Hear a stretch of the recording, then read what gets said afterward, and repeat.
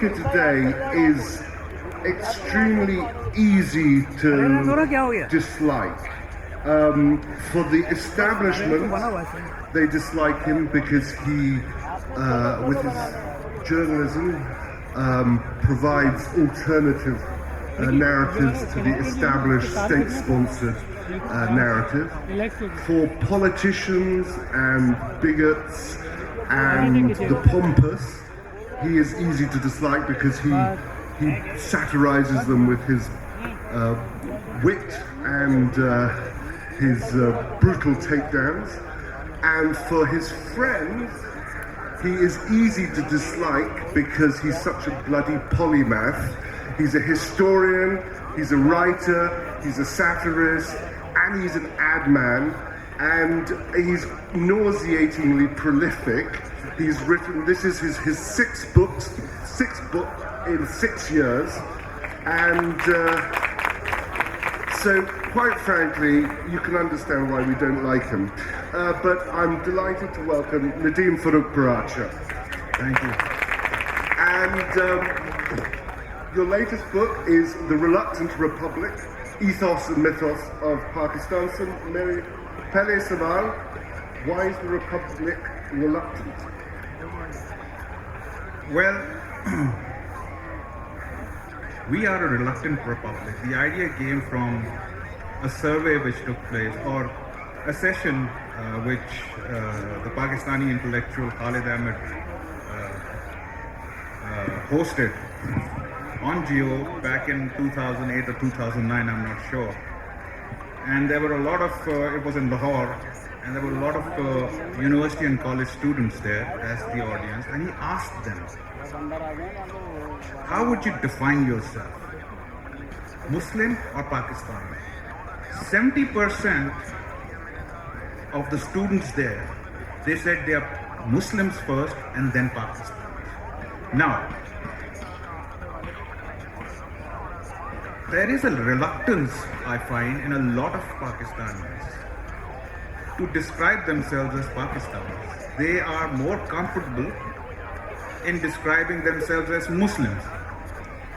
And another ironic thing is that when we were at British Council, back in 2010, 2011, we did a whole survey on Pakistani youth. And another interesting finding was that majority of young people who were calling themselves Pakistani first were non-Muslims. Christian Pakistanis and Hindu Pakistanis, they were the ones who were calling themselves Pakistanis. Whereas the Muslim youth, they were calling themselves Muslims. So the question is, why are they calling themselves Muslims first and not Pakistanis? Because if you go to Egypt, even if you go to Saudi Arabia, Turkey, Morocco, or any other Muslim majority country, everyone over there will call themselves Egyptians first or Saudis. Only in Pakistan I've noticed that a majority of people call themselves Muslims first. Well, they were Muslims in India as well. So why have Pakistan then? You've created a republic for yourself, a Pakistani republic. So in that republic, you are going to call yourselves Pakistanis. That doesn't mean that makes you any less Muslim. So that is the crux of the thing. And you talk in the book about, I mean, the key moment in this change is 1971. Yeah. After the East Pakistan left. And because you were talking about the founders employed the idea of political separatism, which was Islam's theological aspects would be sort of relegated to the private sphere, but the conjoining of the faith as a political and nationalistic movement would be in the public sphere. But that ended after 71. Why? What happened? Well, the whole idea was, now that's a very interesting thing. Jinnah, for example, never used the word secular. And when he was asked that, will Pakistan be a theological or theocracy, he said that's absurd. It cannot be a theocracy because Islam doesn't give you any space to the rule of the priest, for example. So interesting bit is, and a lot of scholars have mentioned this as well, and they suggest that, for example, a Canadian philosopher in 2004 wrote a very interesting book on secularism called The Secular Age, and he talks about two or three types of secularisms, but they're mostly based in Europe. But there are other scholars who said there is a fourth sort of secularism as well, which largely emerged in undivided India among the Muslim nationalists. And he describes that secularism as bringing Islam as a nationalist identity marker or maker in the public sphere and relegating Islam's theocratic aspects in the public and in the private sphere. So that was an ongoing project even after Pakistan came into being in 1947, and we saw that in so-called Islamic modernism ideas, people like Fazlur Rahman Malik and Ayub Khan, whatever. But why did it fail? Why did it fail? Because I think it wasn't given a democratic dimension. State, it was coming from elitist intelligentsia and the state, but it never trickled down the manner it should have. Yeah. And after 1971, when East Pakistan broke away, it was very easy for the people who were against this sort of idea. It was very easy for them to say that, see, since you did not make Islam and the Sharia main part of the national body of Pakistan, your country broke.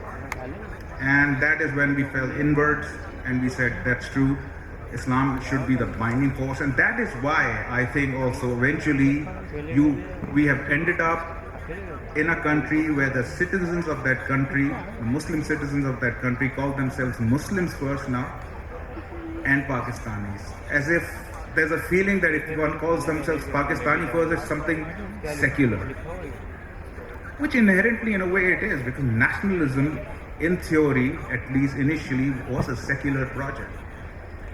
It is interesting, you talk in the book about how even Jinnah has been co-opted to, there's Quaid-e-Azam and then there's Mr. Jinnah, and they're very distinct people. Yes, there's a difference between Quaid-e-Azam and Mr. Jinnah. There are two different people. You know, if you talk about Mr. Jinnah, you talk about so many other things about his cultural habits and his political ideas, etc. Quaid-e-Azam is the creation of the state. It was a creation, of course, first of the Pakistan movement, and then it was the project of the state, put him in a Sherwani. And we even saw, for example, in the 1980s, most of the paintings of Mr. Jinnah in government and state institutions in which he was in a suit and a tie, they were removed, and the Sherwani, and who knows, had Ziaulak continued to rule, maybe Mr. Jinnah would have ended up with a beard. Because you see, in 1946, when the main elections were taking place in undivided India, in Punjab, rural areas, Muslim League was quite weak. So they had to take the support from certain Islamic groups or ulama, and they realized when they went to rural Punjab, they realized there are not a lot of rural Punjab people and rural Punjabis actually even haven't even seen Mr. Jinnah. So they were one of the first who actually presented Mr. Jinnah as some sort of a wise old man with a white beard, you know, who was struggling for Islamic Republic from Islam. So this has happened before, so I wouldn't have been surprised had that happened again. And I'm sure a lot of people still think that Mr. Jinnah was some Islamic ideologue. But that's how your textbooks actually present him eventually. And you also talk about the complete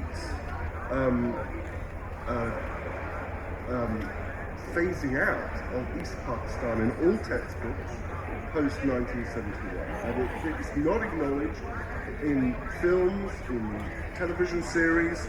You talk about it similar to how the sort of denazification of post-war in Germany, the Stunde Null and the 0 hour, yeah. That everything pre-71 was completely obliterated. And it was only until sort of the mid-90s that we started to talk about what happened in afterwards. Exactly, that's what happened. Like, for example, 2018, I was in Washington D.C. As a research scholar, and I had access to one of the finest, greatest libraries, Library of Congress. So what I did was, and I went through a lot of literature, newspapers, books, pamphlets that were published in Pakistan from 1970 till the early 1990s. And I also went through about 27 Pakistani Urdu films in this period. And none of them mention East Pakistan. The memory of East Pakistan was systematically wiped out. Even your parents would not talk about it. So same thing happened with Nazi Germany. I remember speaking to my mother-in-law, and she described it as like losing a limb. Yeah. And was reluctant to talk about it in a way that you can imagine war veterans not wanting to talk about the war. Yeah, it was hush-hush. And like you said, after like Hitler's fall, that's what Germany did was R0, just bury the past as if it didn't happen. But it keeps coming back, and we saw that in Germany it came back. In the late 1960s, the youth stood up and said, no, we want to know what really happened. And over here, Hamudar Man's report wasn't made public till about 2000s. But in the 1990s, I was at the news. Some journalists over there did struggle and started talking about it. And I saw a lot of people, a lot of young people had no clue what that report is, had no clue what East Pakistan was. But like I said, it does come, if you repress it, that memory, it comes out in one way or the other, and it keeps coming out.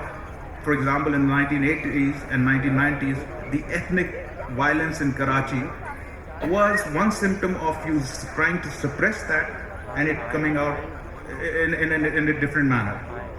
You cannot, you have to address it. Just for your information, the book is not a dry tome at all. It is wonderful in that it says you use these wonderful anecdotes and stories to illustrate and highlight your points. And there's a wonderful story about a friend of yours at university, Usman. Yeah. And you were both taking the Pakistani studies, exam. And he decided, despite the fact that he wasn't very strong in English, to take it in English. And one of the questions was define Pakistan's culture in 100 words. And he wanted your help with it. And he was sort of trying, in the exam, trying to get you to cheat. And you asked him afterwards, what he'd written. And he said, I wrote, my mother say, give exam in English. Father say, give in Urdu. Mullah of mosque say, give in Arabic. My province say, give in Sindhi. And my forefather said, give in Punjabi. This is Pakistan culture. This is what I say. And and you then go on later to say he was trying to come to terms with what he saw around him. Ethnic, lingual, and religious diversity, but one which the state of Pakistan was constantly undermining because it feared that this diversity might dismember the country, a country whose creation was based on the single idea of Muslim majoritarism. So, do you want to... Well, I attended a state-owned college and a state-owned university later in Karachi, and it was my greatest education about this country, this city and society came from there. Not from the books we were taught, but from the variety of people, I met and engaged with. And in hindsight, I can see how what we were being taught, what Pakistaniyat is, or what Islam is, or what happened in the past, etc., how that was impacting each one of us. It wasn't clarifying things for us, it was confusing things for us. So Usman's example, I thought, was perfect to sum it up exactly. So here was this guy who saw himself first as a human being. Yeah. He was religious like everybody else, but he saw himself as a human being. He didn't want to be seen as a Sunni or a Shia or a Barelvi or a Deobandi. He didn't want to be seen as a Punjabi or Sindhi. You know, he was even, and his question was always, "Yaar, ye Pakistan matlab kya hai?" He used to say, when I'm in Karachi, being a Pakistani means one thing. When I go to Lahore or his ancestor village in Punjab, he said being a Pakistani suddenly changes over there. So he was always struggling, and he never got the answers. And he went. He escaped. I think he's now in Australia, but he went through the UAE, and yeah. Were you right that he was uncomfortable with what the state was insisting him to become? Yeah. We all were, you know, but he was articulate about it. I found that very admirable. So was I as well. So how were you uncomfortable? You know, exactly. What like do you think the state was trying to make you become? State in the 1980s, yes, Dogma. State was telling me to call yourself a Muslim first. State had forgotten about what Pakistan means. Because the state was saying Pakistan ka matlab kya, la ilaha illallah. What does that mean? So obviously a lot of us will end up calling ourselves, okay, I'm a Muslim first. But that's an issue. You have created a country. It's a Muslim majority country. Like I said, we were Muslims in India as well. So why create a separate country? It doesn't mean that it means you create a theocracy. And of course, Pakistan was created for various economic reasons as well. You know, and as Dr. Wasim's latest book brilliantly explores, it was basically the minority Muslims or Muslims who were in minority areas of India who were the most enthusiastic propagators of Pakistan because they had the most to gain. Otherwise, people living in Sindh, Punjab, East Bengal, West Punjab, they were here and they were in a majority always. And they were negotiating their existence first with the Mughals and before that and afterwards with the British. So they came in the picture late. So these are all of these complexities, and these complexities I think should have been addressed in an intelligent manner. But they weren't. They were tried to just put under the carpet or swept away and given very weak alternatives. So what does a young Pakistani now call himself or herself? He will always end up relating more with the imaginary ummah rather than with the territory he's part of. Pakistan, which is in South Asia. We have to come to terms with that, and there is nothing dangerous about it. It's interesting we talk about South Asia because there was almost a rejection of the South Asian heritage of the Muslims. The Muslims have been in India but weren't Indian Muslims. Yes. You see, some historians right in the beginning, they refuse to believe. Like, if you go through the certain history books written in the 50s, 60s, you start seeing the trend where it is suggested that there were never Indian Muslims, they were Muslims in India. There's a thin line. So we came from abroad, maybe Central Asia, Arabia, wherever, and we took over, but we retained our identity. There is nothing called Indian Muslims. That's hugely problematic, especially, I read that in a 1957 book. At that point in time, there were more Muslims in India than there were in Pakistan. Yeah? So what are they then? Muslims in India?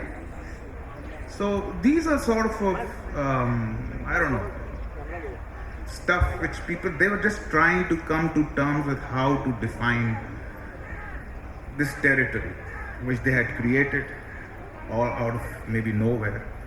And we've seen the problems that resulted from these, and these problems are now taking the shape of some very dangerous shapes. Because when you add religion to the mix as a theology, as a political ideology, then things will get definitely far more complicated and dangerous, and we are seeing it. And we've been seeing this in the last 30 years, I would say. I'm going to open it up now to the audience. If anybody has any questions for Nadeem, please fire away. Anyone, put your hands up, and I'm sure we'll get a mic to you. The gentleman in white over there. Do we have a mic? Yeah. Thank you. Thank you, sir. Sir, before I put in my question, I agree with you that in Pakistan, state building came first, nation building was taken in the background. That's right. And this is irony of Pakistan. Otherwise, in the rest of the world, nations were made first and subsequently state came into existence. But in the case of Pakistan, it was vice versa. Having said so, I don't mean that by you calling the reluctant Pakistan, you are snatching the hope of the youth. Yes, Pakistan is maybe in failure, but not failed state. Pakistan is, it's not the end of the story of Pakistan. There are so many occasions where nations have responded, their consensus on many issues. Okay, what's the question? Question is that why you snatch the hope from the youth that Pakistan is reluctant and there can be no nation building anymore, because Pakistan has only simply passed 70 years. So in the history of the state building and nation building, there it requires a lot of time. Okay, so at least give some space to the... Okay. That's exactly, I think, what I am giving or trying to give in whatever little manner I can, hope to the youth. They have to start asking questions. You have to jolt them to ask questions. They cannot settle for what the state tells them is Pakistani or what their religion is. They have to find it out themselves. They have to know about the real history of where they came from, how this republic was created, without any sugarcoating or distortions. That is what my point of view is. There is nothing about failure of the state in the book. It's about reluctancy to accept Pakistan as a republic, whatever kind of republic. Like I said, like my friend Usman, he used to say, when I'm in Karachi, Pakistan का मतलब कुछ और होता है, लाहौर में पाकिस्तान का मतलब कुछ और होता है, बलोचिस्तान जाओ उनका पाकिस्तान का मतलब कुछ और होता है. So it is about asking the questions. It is okay to be reluctant. You cannot blindly just keep absorbing or keep taking what the state tells you is right or wrong, or what patriotism is or what it is not. You have to, the youth has to, and the thing is, the youth are standing up to ask questions, which is one of the most encouraging things I've seen. Great. Okay, this gentleman over there. Yes. You mentioned the literary impact which these parts are very had in the population of Pakistan, that is West Pakistan. I've been actually talking about it, and that relates to my question. Partition had great Could you speak up? Sorry. other ways in which partition continued to be part. Bangladesh, suddenly, it happened for 1 to decade or so, and then it was lost. What is it? You have mentioned the fact itself. What is the reason behind it? Why partition still is there in our minds? Is Pakistan? Is not. There must be some kind of explanation. That's a very good point, I would say, sir. And it's something which I've struggled as well. Partition is still very much part of our narrative, and because that's the partition which makes us feel better about ourselves, that is secure, that is safe, and that we believe helps in nation building and keeping the country united. The other partition, which we call the breakup, breakaway of East Pakistan, of course, is a very inconvenient truth. We are not comfortable by it. Instead of addressing it, like I said, we have tried to suppress it. And whenever it is even discussed, it is still unfortunately discussed on very racist terms. Like, for example, and you have also written in your book, after East Pakistan, very conveniently it was said that East Pakistan was an unnatural part of Pakistan, and Pakistan was always the West Pakistan, the region which was on both sides of River Indus. You know, and these are the things which we are learning, and that's why we've never been able to answer or come to terms with the other partition. And I think because that scares us. That scares us, and that makes us vulnerable and unsafe. That if we start talking about East Pakistan, certain truth will come out, and we might end up seeing the Sindhis standing up, or the Baloch, they're already standing up, or the Pashtuns, and then the Saraikis. So that fear is still there. That fear has always been there. We should have learned from East Pakistan. We did not learn from East Pakistan. Great. This gentleman here.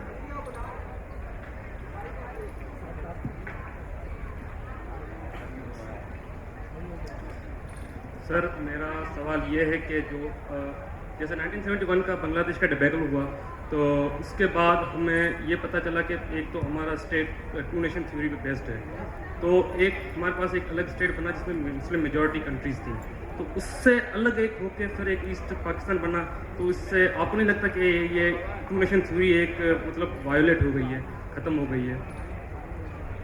तो to nation theory तो ख़त्म ही हो गई थी ना, 1971 के अंदर ख़त्म हो गई थी। फिर हम एक वन नेशन बन गए, और वो वन नेशन को फिर हमने डिफाइन करना शुरू कर दिया कि वो वन नेशन एक इस्लामिक रिपब्लिक है और इस्लामी निज़ाम होगा, उस पर 99% मुसलमान होंगे, और मुसलमानों के अंदर भी एक पर्टिकुलर सेक्ट होगा। तो वो नैरो डाउन होता गया। लेकिन मेरा सवाल फिर वही है कि क्या उसने रिजॉल्व किया? अटेम्प्ट तो था कोई सोल्यूशन ढूंढने का, क्या उसने सोल्यूशंस दिए? आई थिंक सोल्यूशंस के बजाय उसने नए सवाल खड़ी कर दिए, नए प्रॉब्लम्स खड़े कर दिए। तो अब तो मेरे ख्याल में टू नेशन थ्योरी के बारे में बात होती ही नहीं है, वन नेशन की बात होती है।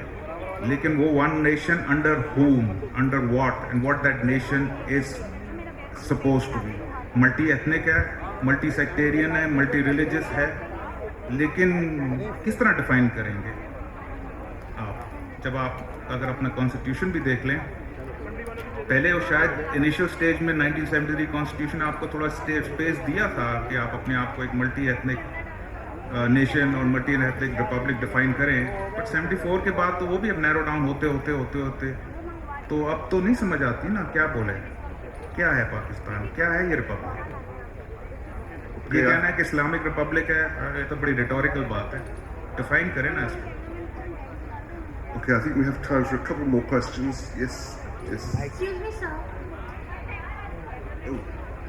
Oh, sorry, yes. So my question is that during the process of partition, Miss Aisha Jalal has explained in her book that religion was used as a binding force, and that there were different ethnicities of Muslims existing in India, and at that time it was just a binding force to create this slogan, Pakistan ka matlab kya, la ilaha illallah, so that Muslims could rally behind Muslim League. That was the idea. But later on, nothing was done to, except that 11th August speech, to say that now we are a country rather than a nation of Muslims. So, was there something done in your opinion or your study to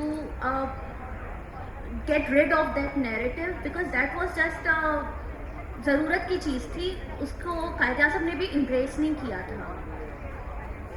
I think वो सिर्फ पंजाब में ज़्यादातर इस्तेमाल हुई थी, और वो भी लेटर स्टेजेस में। और आप याद रखिए, और ये डॉक्टर वसीम ने अगेन अपनी किताब में लिखा है, आई विश ये मैं किताब पहले पढ़ लेता अपनी किताब से। Even how Islam was practised among Muslims was different. Punjab में, बंगाल में, सिंध में जिस तरह इस्लाम की अंडरस्टैंडिंग थी वो भी बड़ी डिफरेंट थी, कोई एक इस्लाम नहीं था, और वो पूरी दुनिया में ये फैक्ट है, ठीक है। और वो जो जिस नारे की आप बात कर रहे हैं, वो नारा रूरल एरियाज ऑफ पंजाब में लगाया गया, जहां मुस्लिम लीग और इंडिया मुस्लिम लीग वीक थी, ठीक है। लेकिन जैसे हमने ऑलरेडी एक्सप्लेन कर दिया है कि स्टेट ने अपने तरीके से उसको इस्तेमाल किया कि हम वो जिस तरह की जिस किस्म की मैं सेक्युलरिज्म की बात कर रहा हूँ, वो प्योर सेक्युलरिज्म नहीं था, जहाँ उन्होंने बोला कि जी इस्लाम एज एन एथनिक और नेशनलिस्ट आइडेंटिटी पब्लिक में ले आया, और थ्योरोक्रेटिक जो क्या कहते हैं उसके एस्पेक्ट्स हैं वो प्राइवेट हो गए। लेकिन इस पाकिस्तान के बाद बोला कि नहीं, ये गलती हमसे हुई, जो प्राइवेट में था वो हम पब्लिक करेंगे, जो पब्लिक था वो प्राइवेट था, तो इस तरह हुआ। और अगेन मैं तो कहूँगा कि दोनों प्रोजेक्ट्स फेलियर थे, चाहे वो क्वाजी सेक्युलर हो चाहे वो। मसला सिर्फ ये है कि इस पे डिबेट होती नहीं सही मायने पे मेरे ख्याल में। We are still looking for answers and we should, लेकिन उसके लिए हमें ओपन डिबेट की जरूरत है। अब तो वो डिबेट तो बंद हो गई ना, रिलीजन पे तो आप डिबेट करना छोड़ दें, वो तो भूल जाए, उस पर तो हो ही नहीं सकती। हर किसी ने अपनी 1.5 इंच की मस्जिद बनाई हुई है, आप नहीं कर सकते। उससे क्या होता है, जब डिबेट खत्म हो जाती है तो आप डॉगमेटिक हो जाते हैं, आप अपनी पोजीशन को संभालते हैं, कोई फिर इंटरेक्शन, कोई एक्सचेंज नहीं होता। That is not good for any nation और republic and eventually the state. Yes, Shazia. Thank you very much for a very interesting talk. I'm just wondering, in terms of moving forward now, do you think it's realistic for us to expect or hope that Pakistan can be secular once again? And if so, what do you propose as kind of progressive solutions to move towards that? I don't think Pakistan was ever secular. It's always, in Pakistan, it's always been about, let's say, generally speaking, two poles of what Islam means. One is what was called once upon a time modernist Islam, which thought that Islam inherently is a progressive and democratic religion and should be flexible enough to sort of adopt to the contemporary realities. The other was more theocratic, which looked to create a so-called Islamic state ruled by a modern caliph. So that is the main debate in Pakistan. You know, what kind of Islam should prevail in this country? But the problem is, the modernist version lasted from 47 till about, I would say, 1971. That project failed. Unfortunately, that project wasn't giving, as I said, a democratic dimension. It couldn't trickle down. And then the other project was adopted to make Pakistan not an entirely a theocracy, but we have become that. But now I think there is a realization within the state that this is going to create a problem. And there is a realization because now the state is threatened, because the state is what created this quasi-theocracy. But now the state is threatened by it, because the forces that the state created are now storming the state. They want a piece of the state and most probably all of it. So that is why we are here. That's why I would say that we need more and more debate and exchanges. State is behaving in a very paranoid manner, stopping debate on this, on that. And on the other side, we see people who are for a theocracy, they are equally close-minded. They don't want to let go of what they achieved after 1971 or after 1964. They are going to defend it. But there is no dialogue between the two. Maybe there is a way out. I personally think the initial 1973 constitution did provide a very good balance between these two. So let's see, let's hope for the best.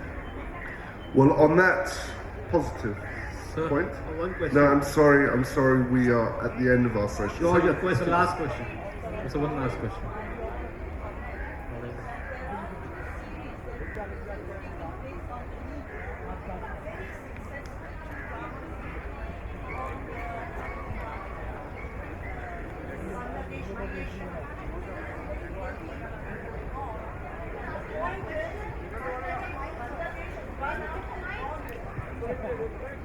Bangladesh also invested in the partition, equally hurting, went ahead with the 71 and has progressed educationally, Yes. right? We are in regression. So that is the main dilemma that we address, because again it comes down to education. And yes, the protest has taken shape, and there are 2 or 3 serials on the television that are bringing that in a very bold manner. Which is great. Which is great. I hope it sort of But continues. why has Bangladesh progressed and we regressed? That So one last question. These are the No, questions I'm sorry, we have to can't ask. have any more questions. Sir, last question. No, honestly, I will get into trouble. I will be banned from all Oxford University Press bookstores. But thank you very much. Nadeem Thank you very Farouq much. Paracha. And the book is The Reluctant Republic, Ethos, Mythos of Pakistan. It's a lot of fun. Please go and buy it. Thanks. Thank you, George. And Mr. Nadeem, for your time.